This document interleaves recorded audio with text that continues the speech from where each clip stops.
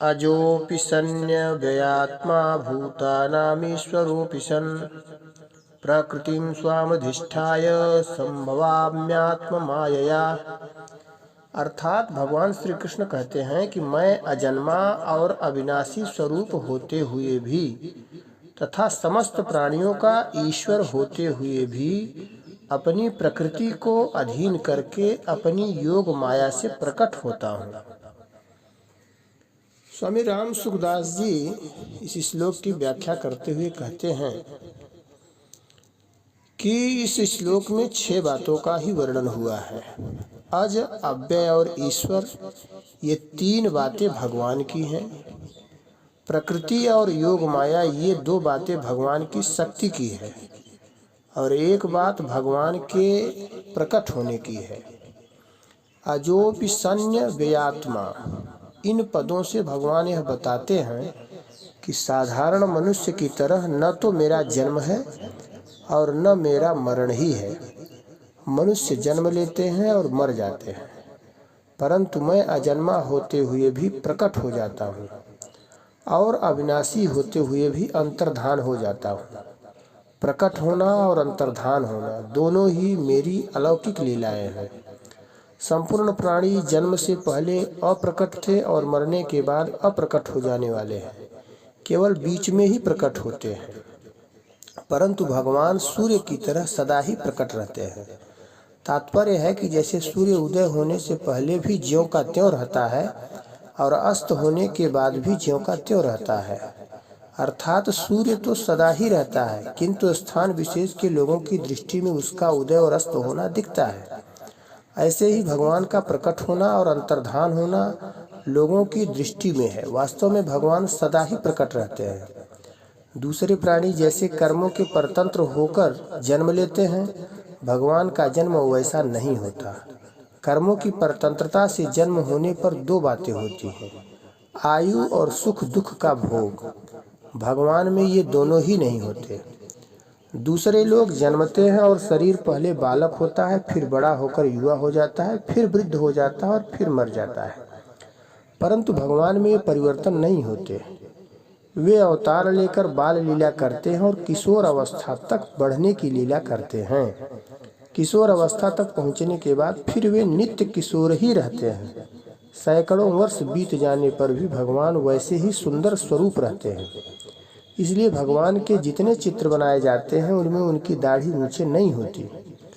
इस प्रकार दूसरे प्राणियों की तरह न तो भगवान का जन्म होता है और न परिवर्तन होता है और न मृत्यु ही होती है। भूतानामीश्वरोऽपि सन्, प्राणी मात्र के एकमात्र ईश्वर रहते हुए भी ही भगवान अवतार के समान छोटे से बालक बन जाते हैं। परंतु बालक बन जाने पर भी उनके ईश्वर भाव में कोई कमी नहीं आती। जैसे भगवान श्री कृष्ण के छठी के दिन ही पूतना राक्षसी को मार दिया। पूतना का शरीर 2.5 योजन का और महान भयंकर था। यदि उनमें ईश्वर भाव न होता तो छठी के दिन पूतना को कैसे मार देते। भगवान ने 3 महीने की अवस्था में सक्टासुर को, 1 वर्ष की अवस्था में तृणावर्त को और 5 वर्ष की अवस्था में अघासुर को मार दिया। इस तरह भगवान ने बाल्यावस्था में ही अनेक राक्षसों को मार दिया। 7 वर्ष की अवस्था में ही उन्होंने गोवर्धन पर्वत को 1 अंगुली पर उठा लिया।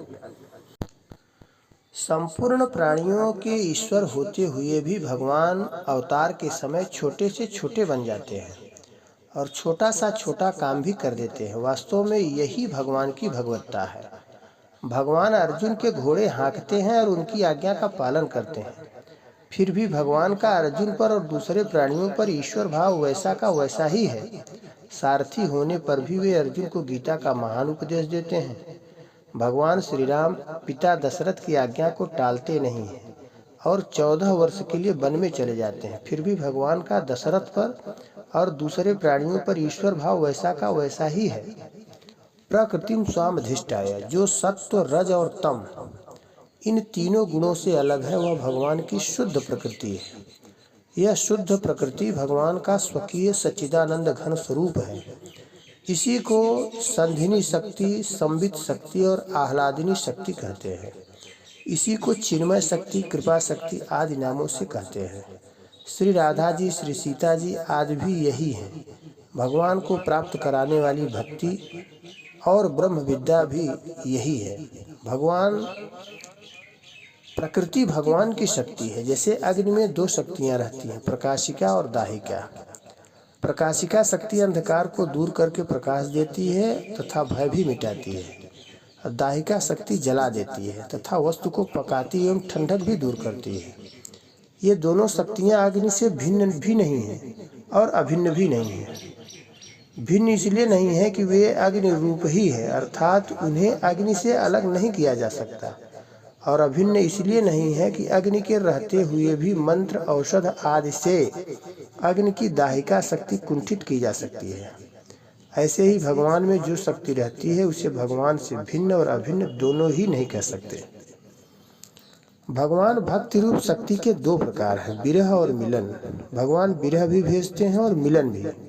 जब भगवान विरह भेजते हैं तब भक्त भगवान के बिना व्याकुल हो जाता है। व्याकुलता की अग्नि में संसार की आसक्ति जल जाती है और भगवान प्रकट हो जाते हैं। ज्ञान मार्ग में भगवान की शक्ति पहले उत्कट जिज्ञासा के रूप में आती है, जिससे तत्व को जाने बिना साधक से रहा नहीं जाता, और फिर ब्रह्म विद्या रूप से जीव के अज्ञान का नाश करके उसके वास्तविक स्वरूप को प्रकाशित कर देती है। परंतु भगवान की वह दिव्य शक्ति जिसे भगवान विरह रूप में भेजते हैं उससे भी बहुत विलक्षण है। भगवान कहाँ है, क्या करूं, कहाँ जाऊं, इस प्रकार भक्त व्याकुल हो जाता है तो यह व्याकुलता सब पापों का नाश करके भगवान को साकार रूप से प्रकट कर देती है। व्याकुलता से जितना जल्दी काम बनता है उतना विवेक विचार पूर्वक किए गए साधन से नहीं। विशेष बात कि भगवान अपनी प्रकृति के द्वारा अवतार लेते हैं और तरह तरह की अलौकिक लीलाएं करते हैं। जैसे अग्नि स्वयं कुछ नहीं करती, उनकी प्रकाशिका शक्ति प्रकाश कर देती है, दाहिका शक्ति जला देती है। ऐसे ही भगवान स्वयं कुछ नहीं करते, उनकी दिव्य शक्ति ही सब काम कर देती है। शास्त्रों में आता है कि सीता जी कहती हैं कि रावण को मारना आदि सब काम मैंने किया, राम जी ने कुछ नहीं किया। जैसे मनुष्य और उसकी शक्ति है, ताकत, ऐसे ही भगवान और उनकी शक्ति है। उस शक्ति को भगवान से अलग भी नहीं कर सकते और एक भी नहीं कर सकते। मनुष्य में जो शक्ति है उसे वह अपने से अलग करके नहीं दिखा सकता, इसलिए वह उससे अलग नहीं है। मनुष्य रहता है पर उसकी शक्ति घटती बढ़ती रहती है, इसलिए वह मनुष्य से एक भी नहीं है। यदि उसकी मनुष्य से एकता होती तो वह उसके स्वरूप के साथ बराबर रहती, घटती बढ़ती नहीं। अतः भगवान और उनकी शक्ति को भिन्न अथवा अभिन्न कुछ भी नहीं कह सकते। दार्शनिकों ने भिन्न भी नहीं कहा और अभिन्न भी नहीं कहा, वह शक्ति अनिर्वचनीय है। भगवान श्री कृष्ण के उपासक उस शक्ति को श्री जी के नाम से कहते हैं। जैसे पुरुष और स्त्री दो होते हैं, ऐसे ही श्री कृष्ण और श्री जी दो नहीं हैं। ज्ञान में तो द्वैत का अद्वैत होता है, अर्थात दो होकर भी एक हो जाते हैं, और भक्ति में अद्वैत का द्वैत होता है, अर्थात एक होकर भी दो हो जाता है। जीव और ब्रह्म एक हो जाए तो ज्ञान होता है, और एक ही ब्रह्म दो रूप हो जाए तो भक्ति होती है। एक ही अद्वैत तत्व प्रेम की लीला करने के लिए, प्रेम का आस्वादन करने के लिए, संपूर्ण जीवों को प्रेम का आनंद देने के लिए श्री कृष्ण और श्री जी इन दो रूपों में प्रकट होता है। दो रूप होने पर भी दोनों में कौन बड़ा है, कौन छोटा, कौन प्रेमी है और कौन प्रेमास्पद, इसका पता ही नहीं चलता। दोनों ही एक दूसरे से बढ़कर विलक्षण दिखते हैं। दोनों एक दूसरे के लिए आकृष्ट होते हैं। श्री जी को देखकर भगवान प्रसन्न होते हैं और भगवान को देखकर श्री जी।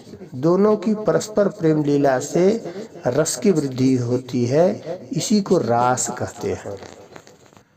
भगवान प्रकृति की सहायता से ही क्रिया करते हैं, लीला करते हैं। इसीलिए सीता जी कहती हैं कि सब कार्य मैंने किए हैं, भगवान राम ने कुछ नहीं किया। परंतु भगवान मनुष्य की तरह प्रकृति के अधीन नहीं होते, कारण कि भगवान के लिए प्रकृति पर नहीं है, प्रत्युत उनसे अभिन्न है। भगवान को प्रकृति में स्थित मनुष्य के सामने आना है, इसलिए वे प्रकृति को स्वीकार करके प्रकट होते हैं, तभी मनुष्य उनको देख सकते हैं। धन्यवाद।